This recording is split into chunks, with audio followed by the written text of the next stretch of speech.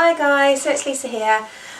So just wanted to sort of take off where we left last time, and I left on the fact that we had a cervical screening about 3 weeks after I'd had my operation for my ectopic pregnancy that ruptured in July. And basically the doctors told us we'd have to wait about 6 weeks for the results to come back, which was fine. So we did, and then the letter came through the door, and we didn't have the news we wanted to, let's put it that way.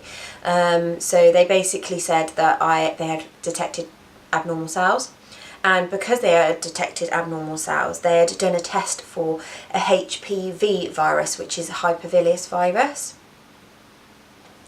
and that came back positive as well. So we didn't really know what the hypervillous virus was. It didn't really state a lot on the letter, so you're kind of going to, oh gosh, sort of thing, what is this, what's going on? So we had the appointment, which was at the start of December, so it was before our appointment for the IVF on the 27th December, so we were pleased with that, because then we'd kind of hopefully know where we were at when it comes to the IVF, so if we had to push it back or make other arrangements, we could. It was a worry though, because we really didn't want anything else to go wrong. We had sort of had news after bad news after bad news really, so it was kind of, yeah, it was just kind of frustrating, and it's hard to stay positive all the time. I'm quite a positive person in general, but yes, it is hard to stay positive when you have so much negative news all the time. And so yes, we went to the appointment. It's called a coloscopy. Went in and seen the consultant, and he basically explained exactly what he was going to do through the procedure, and then he explained this hypervillous virus, because I had sort of a few questions really. One, what is it? How does it affect me? Two, you know, has Steve got it? Does it affect Steve? How does it affect Steve, my husband? So he basically said there is no test for men that can be done to say if they have it. There's no sort of injection or anything for men either. There is for women that they've started actually doing now at school. I think from the age of 16 you have it. So it's just like a general vaccination, and I think that's actually started last year, which is great. And basically it's as common as a cold. It is actually under the STI bracket, because it's obviously sexually transmitted, but it's not like having chlamydia or anything like that. It's very different. He said it literally is as common as a cold, and you can have it lay dormant in your system for years, but quite often or not, when you're ill it comes out. So a bit like the cold sore virus, very, very similar. So when you're down and you're fed up, things like that appear. And because obviously I had my operation, they actually put it down to me having my smear, too close to my operation, which probably brought it out in my body. And there's no antibiotics you can actually take to help it. It is literally waiting for your body to naturally fight it off. And so yes, there are 100 different types of this virus, and 12 actually affect the cervix, I believe. I think it's 12. I think it's 6 out of those 12 that can be cancerous, that can turn to cancer. And mine was the one that could turn to cancer, believe it or not. So yeah, so he kind of explained that to me, but he said it's really nothing to worry about. Your body will naturally fight it off. It can take anywhere between sort of 6 weeks to 2 years for your body to fight it off, but it will.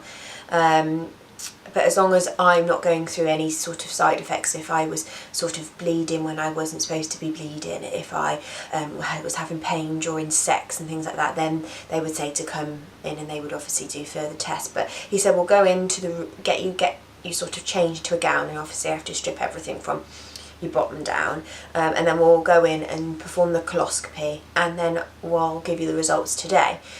He did say there is a possibility, if there is some abnormal cells there that he notices that it's not quite right, they might take a swab or sample, and it could go on to further treatment like laser, so they might have to get me back in. So you kind of have to sign your life away saying he's giving you all the information and all that sort of thing. And so yeah, so went in for this coloscopy and kind of sat on a chair, and there was a screen next to me, and he said, would you like to watch what I'm doing? And I was like, okay. So he put it on the screen so I could see. So basically they open you up like you do with a smear, so with, you know, with the clampy things, just so that they can see what they're doing. And basically he had like a saline solution that he puts all around you and sort of washes it around, I suppose, and sort of uses like a cotton bud and swab, and he was swabbing it all around and everything. The only thing, it didn't hurt, it was just a little bit burny, but the only thing is I found it started to sort of, because I was sat quite sort of upright really, like bolt upright, it sort of dribbled out of you and down your bum, so it was kind of burning my bum a bit, and it was feeling rather uncomfortable, if I'm honest. But other than that, it wasn't too bad. It wasn't the nice thing to go through, but I've had worse, so it wasn't sort of painful or anything as such. Like I said, it has a little bit of a burny, stingy sensation, but nothing you can manage. And then he said basically I'm going to put some dye in, so he put the dye in, and he said basically different shades will mean different things. So for example, it's like a red dye, but if it goes a burgundy colour in a certain area, it might mean negative cells. I'm not sure if that's right, so don't quote me on that. Just an example. So basically it would be different if it was drawn towards the negative cells. So he squirted it in and sort of mushed it around to make sure it was covering everywhere inside. I mean, you can see on the screen exactly what he was doing, and you can see it like go completely red. And he basically said, do you want the good news or the really good news? And I was like, both. So they obviously look through a microscope to see if there's any abnormal cells, and straight away he was able to tell me.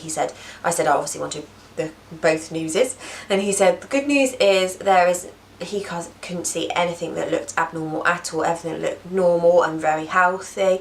And he said, and the really good news, you don't have to come back for 3 years. So we were kind of really pleased about that, because now we know it doesn't affect our IVF. We can go on and continue as normal, so that was lovely. But we got the good news we wanted from this coloscopy, which was fantastic. And now basically we are going on to our IVF, so it's obviously Feb this month, and we've got our appointment on the 6th, which is on Wednesday, and hopefully on Wednesday we should actually have more sort of in-depth knowledge of the IVF process, any side effects, all of that. We should get our prescription for our medication as well, so then on my next period, which is around the 14th of Feb, I should be able to start from then, I believe. I think it's the first day of your next period. So we're kind of really excited, a little bit nervous as well, because it's a lot to put your body through again, because you're sort of pumping loads of hormones in, so I can be quite moody generally when hormones are around, so it should be interesting, but it's really, really exciting.